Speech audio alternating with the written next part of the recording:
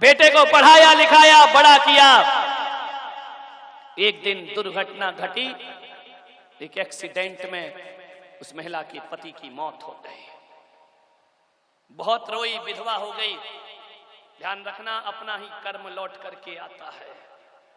उसने सोचा कि मेरा पति तड़प तड़प के मरा है, डॉक्टरों ने उन्हें लिया नहीं, पहले पुलिस केस बनाओ, उसके बाद इलाज होगा। जब तक पुलिस आई, पति ने दम तोड़ दिया। उस औरत ने संकल्प किया, अपने बेटे को डॉक्टर बनाऊंगी। बुरे दिन आए, गरीबी आई, बेटे ने, मां ने सब कुछ बेच दिया, गहने बेचे, मकान बेचा।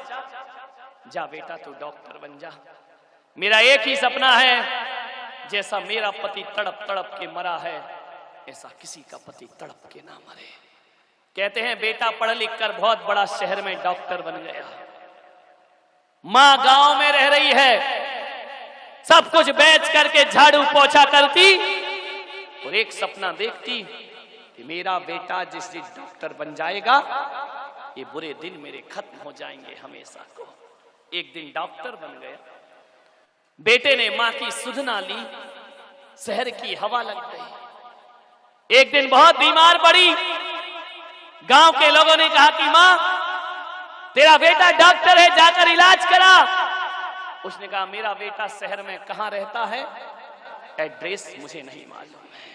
एक मां को बेटे का पता नहीं। गांव के लोगों ने कहा बहुत बड़ा डॉक्टर है, किसी को भी पूछेगी हर कोई पहुंचा देगा। अच्छा, मेरे पास जाने के लिए पैसा नहीं है। सोचो, जिस बेटे के लिए बेटियों की हत्या करती हो, उस मां के पास शहर जाने का पैसा नहीं है और बेटा बहुत बड़ा डॉक्टर है। मान्यवर, इसे कहानी मत समझना, ये घटना कभी भी तुम्हारे घर में घट सकती है, ध्यान रखिए। गांव के लोगों ने चंदा चिट्ठा इकट्ठा किया, ले मां तू शहर चले जा। जैसे ही शहर पहुंची, रेलवे स्टेशन पर उतरी, प्लेटफार्म से बाहर गई, ऑटो रिक्शे वाले को बोली इस डॉक्टर को जानते हो? अरे रिक्शे वाले ने कहा बूढ़ी अम्मा, कौन नहीं जानता उसको, इस शहर का बहुत बड़ा डॉक्टर है, बहुत बड़ा डॉक्टर। छाती फूल गई उस मां की, मुझे वहां तक पहुंचा दो। बोले चलो। बिठाया, रिक्शे पर ले गया। मां ने अपनी पोटली में से पुराना नोट निकाला। रिक्शे वाले ने कहा नहीं, कोई बात नहीं मां जी, नहीं चाहिए मुझे पैसा, तू रख, एक दिन पुण्य का काम मुझे भी करने दे। मां ने बहुत समझाया, ले ले बेटा पैसा, मेरे पास क्या कमी है मुझे, मेरा बेटा इतना बड़ा डॉक्टर, इतनी बड़ी कोठी। आंखें फटी की फटी रह गई उस मां की। रिक्शे वाला चला गया, प्रणाम करके बेल बजाई, बेटा ने दरवाजा खोला।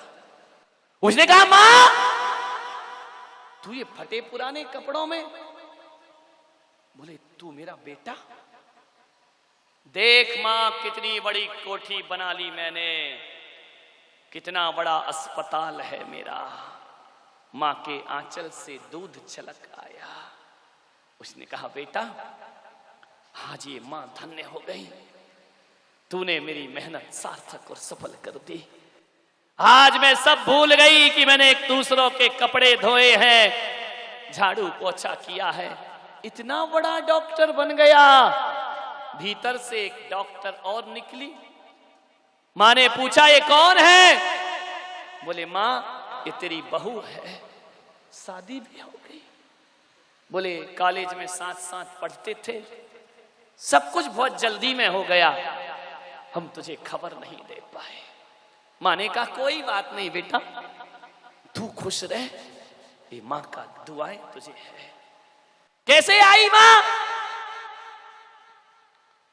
3 महीने से बीमार हूं बेटा, कोई इलाज नहीं हो रहा मेरा, गांव में अकेली पड़ी हूं, गांव वालों ने मुझे तेरे पास भेजा है। बेटा ने कहा कोई बात नहीं, मैं तेरा इलाज करूंगा। अस्पताल में एडमिट कराया, 7 दिन तक इलाज हुआ। 8वें दिन मां सही हो गई।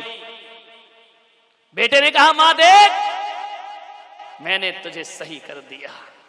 बेटे के सिर पर हाथ रखा, मेरे बच्चे बस यही दिन मैं देखना चाहती थी। बेटे ने कहा मां तब तू पूरी तरह स्वस्थ है, कोई दिक्कत नहीं है तुझे, अभी काम कर, तू गांव वापस चली जा। मां ने देखा कि गांव वापस चली जा। बेटे ने कहा मां देख, ये शहर का मामला है, तू बूढ़ी हो गई है, हमारे पास कहां टाइम रखा है, तेरी बहू भी डॉक्टर है, मैं भी डॉक्टर हूं, यहां कहां रहेगी, गांव में तेरा मन लगेगा।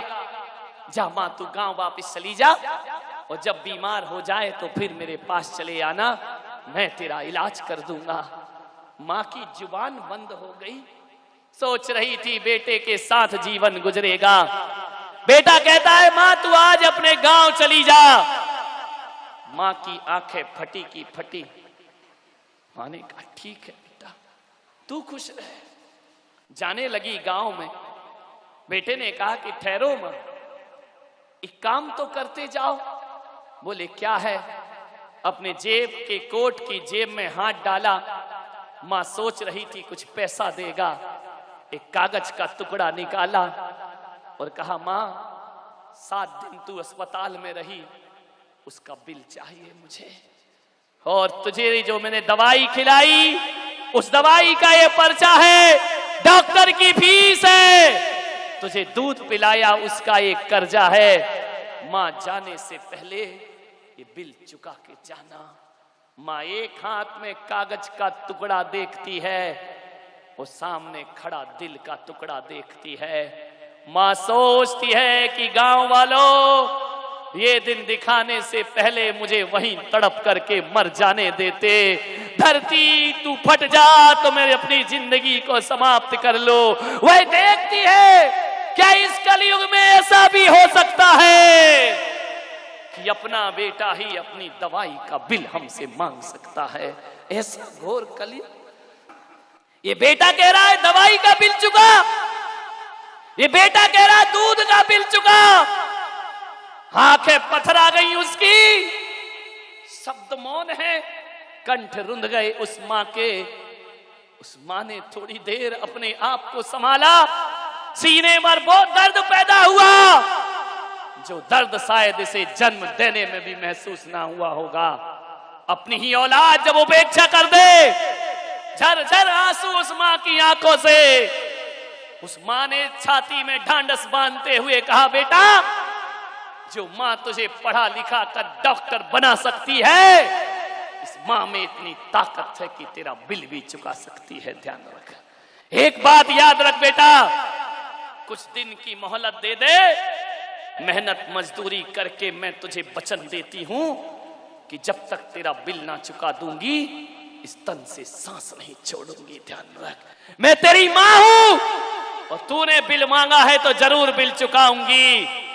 बाहरी नपुंसक औलाद, अपने माँ बाप से दवाइयों का बिल मांगते हो, शर्म आना चाहिए तुमको। अपनी माँ से कहते हो कि हमने दूध पिलाया उसका बिल दे दे, हमने फल फ्रूट्स खिलाए उसका बिल दे दे। धन्य थी वो देवी माँ। अरे माँ यदि अपने बेटे से कह देती कि बेटा तूने तो 7 दिन अस्पताल में रखा, मैंने 9 महीने कोख में रखा, उस बात का मुझे बिल चाहिए। है किसी औलाद के पास इतनी दौलत, तूने मुझे 1 गिलास गाय का दूध पिलाया, लेकिन मैंने तुझे आंचल का दूध पिलाया, उसका बिल चाहिए। मैंने तेरे गंदे कपड़े साफ किए, उस बात का मुझे बिल चाहिए। और माँ यदि कह देती कि मैंने तेरे लिए अपनी रातों की नींद कुर्बान की है, मुझे उन रातों का बिल चाहिए। बोलिए, मैंने तेरे लिए कितने दिन भूखी रहकर गुजारे हैं, उस एक एक रोटी का मुझे बिल चाहिए। तो हिंदुस्तान के नौजवानों, मैं आपसे कहता हूं कितनी भी दौलत कमा लेना, बाजार में गाय का दूध मिलेगा, भैंस का दूध मिलेगा, लेकिन बाजार में मां का दूध नहीं बिका करता है। ध्यान रखिए, कितनी भी दौलत कमा लीजिए, अरे किसी के खजाने में इतनी दौलत नहीं कि मां के दूध का कर्ज उतार सके। एक बात ध्यान रखना, पूरे हिंदुस्तान को भी गिरवी रख दिया जाए तो भी मां के दूध का कर्ज नहीं उतारा जा सकता। मां तो मां होती है, मान्यवर, मां तो वो होती है कि 7 जन्म तक अपनी खाल की जूतियां बनाकर पहनाओ तो भी मां के ऋणों से कोई बेटा मुक्त नहीं हो सकता है। जिसने तुम्हारी थाली में रोटियां रखी, आज उसकी थाली में रोटियां नहीं है। सोचिए, जिसने आंचल का दूध पिलाया, उसके लिए तुम्हारे घड़े में पानी पिलाने को एक गिलास पानी नहीं है। एक बात याद रखना, कितना भी तुम नाम कमाना, इज्जत कमाना, शोहरत कमाना, पुण्य कमाना, मां के आंसू यदि आ गए तो सारा पुण्य मां के आंसुओं में बह जाया करता है। ध्यान रखिए, एक बात स्मरण रखना, कुछ भी कर लो, कितना भी जिंदगी का ऊंचाइयों को प्राप्त कर लो, यदि मां बाप की आंखों में आंसू हैं तो गोमतेश्वर बाहुबली भगवान का अभिषेक घड़ों से भी करके आ जाओ, तो मूर्ति तो अभिषेक स्वीकारेगी, लेकिन मेरे बाहुबली अभिषेक स्वीकारने वाले नहीं हुआ करते हैं। ध्यान रखो, क्या करते हैं अपने जीवन में, विचार करो। छोटी होती है तो भी पानी पिलाती है तुम्हें, जब तुम छोटे थे तब भी पानी पिलाया, बड़े हो गए तब भी कहते मम्मी पानी लाओ, शादी हो जाए मां पानी लेकर आ। एक बात तो बताओ मेरे नौजवानों, कभी मां के जीवन में भी ये दिन आएंगे कि वो कहे बेटा एक गिलास पानी लेकर आ, और वो कहे और तुम गिलास लेकर के दौड़ जाओ? क्या ऐसे दिन अपने माँ बाप को कभी नहीं दिखाओगे? बचपन में भी उसने कपड़े धोए और बड़े होकर भी उसने कपड़े धोए, कभी माँ की साड़ी धोने का प्रयास करो मेरे भाई। घर में आते हो ऐसा माहौल रहता है, ऐसे घरों को मैं जानता हूं जिन घरों में माँ बाप जार जार आंसू बहाया करते हैं। उसे कह दिया कि इसे वृद्धाश्रम में छोड़ दिया जाए, वृद्धाश्रम में चली गई वो मां। एक बात याद रखना, वृद्धाश्रम इस भारत का गर्व और गौरव नहीं हो सकता है। वृद्धाश्रम इस भारत के लिए बदनुमा दाग हुआ करता है, वृद्धाश्रम इस भारत के लिए कलंक हुआ करता है। और मैं तो ये कहता हूं, लाल किला इस देश की शान हो सकता है, कुतुब मीनार इस देश की शान हो सकती है, एक बात याद रखना, ताजमहल इस देश की शान हो सकती है, अरे गौशाला इस देश की शान हो सकती है, लेकिन वृद्धाश्रम इस देश की शान कभी नहीं बन सकती है। ये तो कलंक हुआ करता है, औलाद के रहते हुए माँ बाप वृद्धाश्रम में जाए, इससे ज्यादा दुर्भाग्य इस देश का कोई दूसरा नहीं हो सकता है। वृद्धाश्रम की कल्पना मैं चाहता हूं, अरविंद जी यहाँ बैठे हुए हैं, उन्होंने मुझसे कहा महाराज मैं वृद्धाश्रम बनाना चाहता हूं। इनका अरविंद जी मैं वृद्धाश्रम मिटाना चाहता हूं। ध्यान रखिए, इस देश से वृद्धाश्रम बंद होना चाहिए, इस देश से ऐसे आश्रम बंद हो जहां औलाद के रहते माँ बाप को वहां जाकर के रहना पड़े। ध्यान रखिए, इससे बड़ा दुर्भाग्य क्या होगा हमारे देश का कि बच्चे बड़े बड़े महंगे फ्लैट में रहते हो, बच्चों बूढ़े वृद्धाश्रम में। मैंने भी एक वृद्धाश्रम पुष्पगिरी में चल रहा है, बनाया है, उसमें रहते हैं लोग, लेकिन मेरी कोशिश ये रहती है कि उसमें संख्या बढ़ना नहीं चाहिए, दिनों दिन घटना चाहिए। मान्यवर, जब वो वृद्धाश्रम मैंने बनाया था वात्सल्य धाम, 30 लोग थे शुरुआत में, आज वहां 8 लोग हैं, बस ध्यान रखिए। मेरा काम इन बच्चों को सुविधा देना नहीं है। मेरे पास एक व्यक्ति आया, बोले मेरे माँ बाप को मैं आपके वृद्धाश्रम में रखना चाहता हूं। मैंने कहा शर्म आना चाहिए तुमको, कैसे कह रहे हो कि वृद्धाश्रम में रखना चाहता हूं? एक बात बताओ, आज बूढ़े माँ बाप को वृद्धाश्रम में रखते हो, अरे कल पैदा हुए थोड़ी अनाथ आश्रम में छोड़ आते तो आज एक संत से बात करने की औकात नहीं होती तुम्हारी। ध्यान रखिए, आज ऐसे समय पे गर्भपात का जमाना है, उसके बाद भी माँ बाप ने तुम्हें पाल पोस के रखा है। ध्यान रखिए, यदि ये माँ बाप बचपन में तुम्हें किसी वृद्धाश्रम में छोड़ देते तो आज इज्जत की जिंदगी नहीं जी रहे होते तुम लोग। मैंने उस आदमी से कहा कि भाई साहब, तुम्हारे हाथ जोड़ता हूं, माँ बाप को मेरे वृद्धाश्रम में मत छोड़। क्या दृश्य रहा होगा वो। मैं देवास में था, मध्य प्रदेश के, वो अपने माता पिता को लेके आया, बूढ़ों को। इधर माता पिता बैठे, इधर मैं बैठा हूं, इधर बच्चा बैठा है। वो कहता है इन्हें आप वृद्धाश्रम में रखो। शर्म आना चाहिए।